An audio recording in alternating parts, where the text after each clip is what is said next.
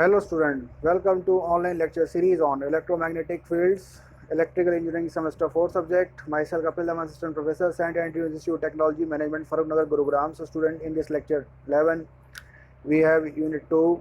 The following topic we cover in this lecture: the concept of Laplace equation, concept of Poisson equation, boundary condition for electric field, and boundary condition between conductor and dielectric medium, boundary condition between conductor and perfectly dielectric materials. So students, in this topic lecture series, we will cover these following topics.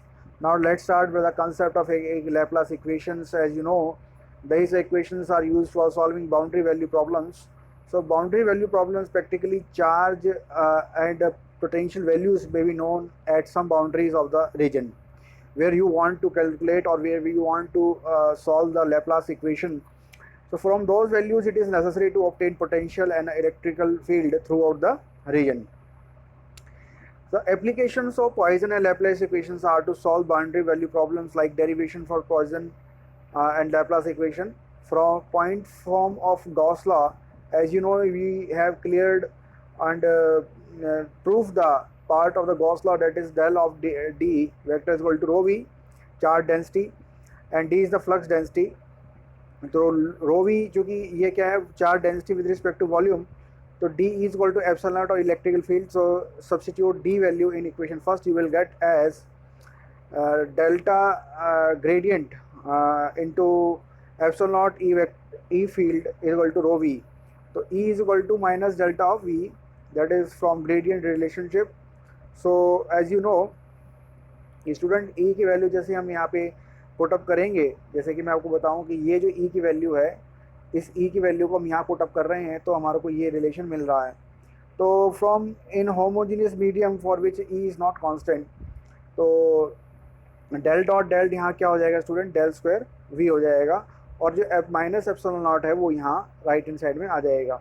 Okay student, तो for homogeneous medium for which E is constant, और ये दो concept यहाँ पे define हुए student, एक homogeneous medium के लिए और एक इन होमोजीनियस मीडियम के लिए. तो होमोजीनियस इन होमोजीनियस के लिए ई हमारे यहाँ वेरिएबल होता है, जबकि ई हमारा यहाँ पे कांस्टेंट होता है होमोजीनियस मीडियम में. तो Laplace equation special case of Poisson equation, that is volume charge density rho is equal to zero, charge free region, तो del square V is equal to zero. Therefore del square V is the Laplacian of V. There are various Laplace operation in various coordinate systems, student, as you know. Then in the Cartesian coordinates we have x, y, z plane. So del of d is equal to del v y by del x of ax vector. ये हम पहले ही first unit के अंदर अपने basics में पढ़ चुके हैं student.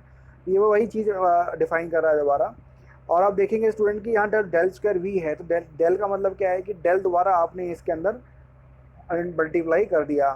What you get as del square of v is equal to double partial differentiation of v with respect to x, y and z, and del square v is equal to 0, as you know in the previous step. तो ये हो गया हमारा 0.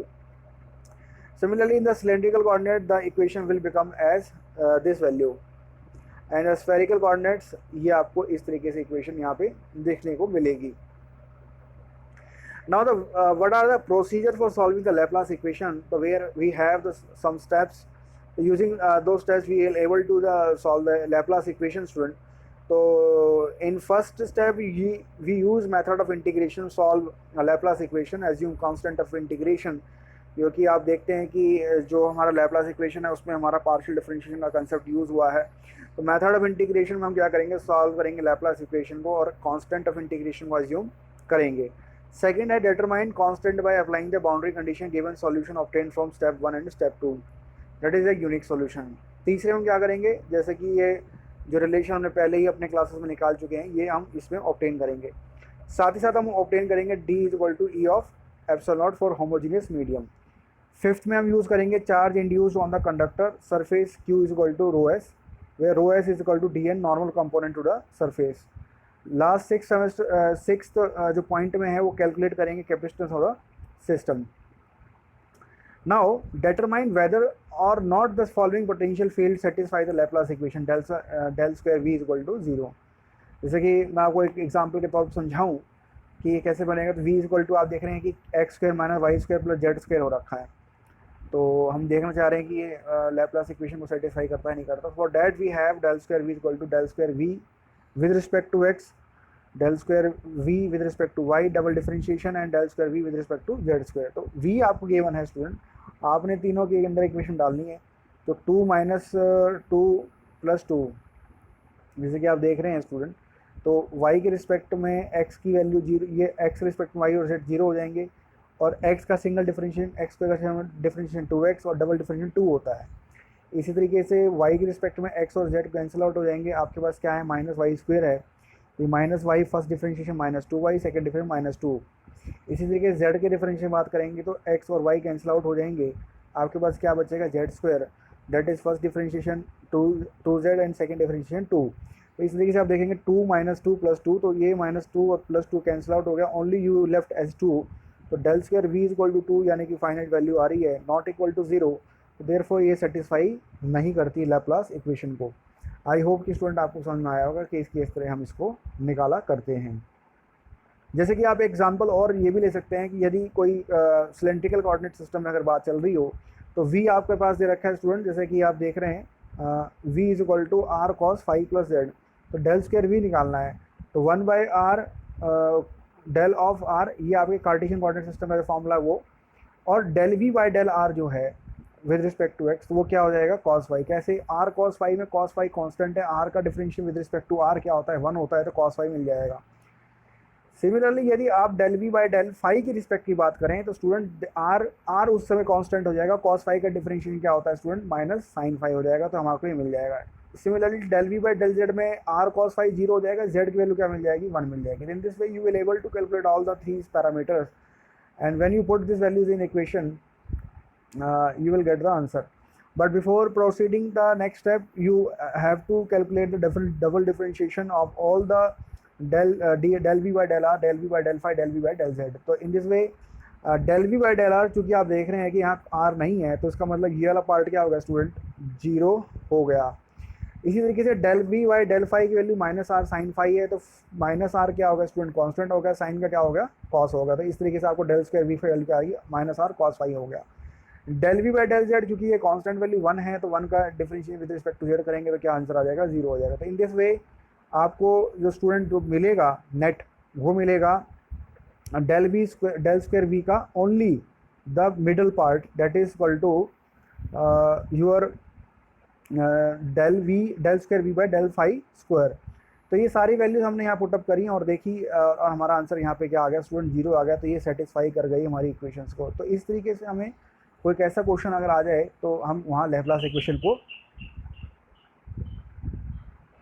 तो इस तरीके से हम देखा कि स्टूडेंट हम सारी वैल्यूज अगर हम यहाँ पुटअप कर दें तो इस तरीके से हम सारा वैल्यू को सेटिस्फाई कर देंगे और हमारा ये लैप्लास इक्वेशन हमारा सेटिस्फाई होके आ जाएगा सिलेंड्रिकल कोऑर्डिनेट सिस्टम में। Now student we have Poisson equation, और पॉइसन इक्वेशंस के लिए कुछ इस तरीके से हमारे पास जो है आपको दिखेगा एक डायग्राम जो कोएक्सियल केबल की तरह रिप्रेजेंटेशन कर रहा है। For the region between two concentric right circular cylinders, uniform charge density row is provided and electric field is specified with respect to the cylindrical ring. So solve the Poisson equation for the potential in the region. So we have to consider the cylindrical coordinate system for this. So in the region structure, E is in radial direction from inner to outer cylinder. So where both E and V are function of R only. क्योंकि आप जानते हैं कि cylindrical coordinate system में E R जो है काम करेगा, ना कि जेड हमारा यहाँ पे कांस्टेंट नहीं होगा, तो not of phi and z. तो del square V is equal to 1 by del r r d V r d r. तो क्योंकि del V by del phi and del V by del z are equal to 0, तो radial बनता है, तो are are से यहाँ cancel out हो गया, तो what we get as del square V by del R square. Now according to Poisson equation, del square v is equal to minus rho by epsilon naught। तो minus epsilon naught की value जो है अभी आपने यहाँ निकाली 1 by R del R of R del by V R del R. तो integrate करेंगे student with respect to both side, तो जैसे ही आपने डिफरेंशिएशन पार्शियल डिफरेंशिएशन का इंटीग्रेशन किया, what you get in the step as R times of del V by del R minus rho by e is taken out as constant, and you get as inside as r की power 1, तो r square by 2 and plus c1। तो del V by del R आप देखेंगे student कि हम नीचे ले गए r को, ये वाले r को हम नीचे ले गए, r स्क्वायर बाय स्क्वायर, तो del V by del R minus rho R 2e epsilon naught plus c1 by R, whole equation को हमने 1 बाय आर से डिवाइड कर दिया। तो अगेन फिर हम इंटीग्रेट कर रहे हैं student del V by del R इस तरीके से, तो what you get as this value, okay, this part as this value, और वो क्या है कि minus rho by 2e epsilon naught constant और आर का integration with respect to R square by 2 होगा, प्लस c1 कांस्टेंट है तो 1 बाय आर का इंटीग्रेशन लॉग आर होगा, प्लस c2 एक नया कांस्टेंट जुड़ जाएगा। तो इस तरीके से हमारा जो है ये फॉर्मूला बन गया। Now what we talk about is boundary condition for electric field. The boundary conditions, that is condition existing at the boundary of the two media when electric field passes from one medium to another. तो ये कहता है कि जो boundary conditions हैं वो exist तभी करती हैं eight the boundary of the two media when electric field passes from one medium to another medium. So depending upon the nature of the media, there are two types of boundary conditions, and these two boundary conditions, boundaries are between conductor and the free space dielectric medium. One is the boundary condition between the conductor and the free space dielectric, and boundary between the two dielectric with different boundaries. So boundary condition between between conductor and the dielectrics, for the free space dielectric with epsilon naught is equal to epsilon naught. So if the boundary is between conductor and dielectric, so we have to consider epsilon naught is equal to epsilon naught epsilon r. तो E tangential is equal to D tangential is equal to 0। तो dn is equal to कितना हो जाएगा student, rho S, and En is equal to क्या हो जाएगा, rho S by epsilon naught. तो epsilon naught की वैल्यू कितनी होगी, एप्सिलॉन नॉट एप्सिलॉन आर हो गया। Similarly we talk about the boundary conditions and perfectly dielectric medium. तो what we have the two dielectric media epsilon naught 1 epsilon naught 2। तो elementary height delta H and elementary width delta W. जैसे कि आप देख रहे हैं कि यहाँ रेक्टेंगल और एक सिलेंड्रिकल है, दो रीजन्स हमारे पास हैं, रीजन 1 एंड रीजन 2। तो delta H 1 by 2 is in the dielectric 1 medium and remaining delta H by 2 is in the dielectric 2 medium. तो contour closure curve E dot D L equal to 0। तो हम क्या करेंगे, इस पूरे को एक्सपेंड करेंगे, बी टू लेकर A E dot D L plus B से लेकर C E dot D L plus C से लेकर D E dot D L plus D से लेकर A E dot E L. जैसे कि आप देख रहे हैं स्टूडेंट, जो डिस्कशन हो रहा है वो ये इस पार्ट को लेके हो रहा है कि पहले आप ए से बी चलें या बी से सी चलें या सी से डी चलें, डी से ए चलें। तो इस तरीके से हमारा एक बाउंड्री पूरी कंडीशन पूरी हो जाएगी। अब चूँकि डेल्टा एच एक इन्फिनिटेसिमली वेरी स्मॉल वैल्यू है, तो इसको 0 करेंगे तो व्हाट यू गेट एज जो सी बाई बी है, सी से जो बी की तरफ चल रहा है हाइट वाइज, और जो आपका ए से डी चल रहा है ये वाला पार्ट, ये वाले पार्ट आपके क्या हो जाएंगे स्टूडेंट, 0 हो जाएंगे, वर्टिकली वाले 0 हो जाएंगे कि इसके अंदर स्मॉल चेंज हुआ है। तो what you left is that is the lengthwise, that is A to B and C to D. So E dot dl plus E dot dl equal to 0 first equation. So E is the constant quantity electrical field dl and E is nothing but E tangential. So B dot से लेकर E dl, E tangential into delta W। इस तरीके से C और D का भी निकालेंगे तो माइनस C tangential T, जो कि एंटी क्लॉकवाइज है या ऑपोजिट डायरेक्शन है, तो उसमें निकाल देंगे। अब दोनों को इक्वेशन को जब हमने ऐड किया स्टूडेंट, तो हमारे को क्या मिला, E tangential is 1 is equal to E tangential 2।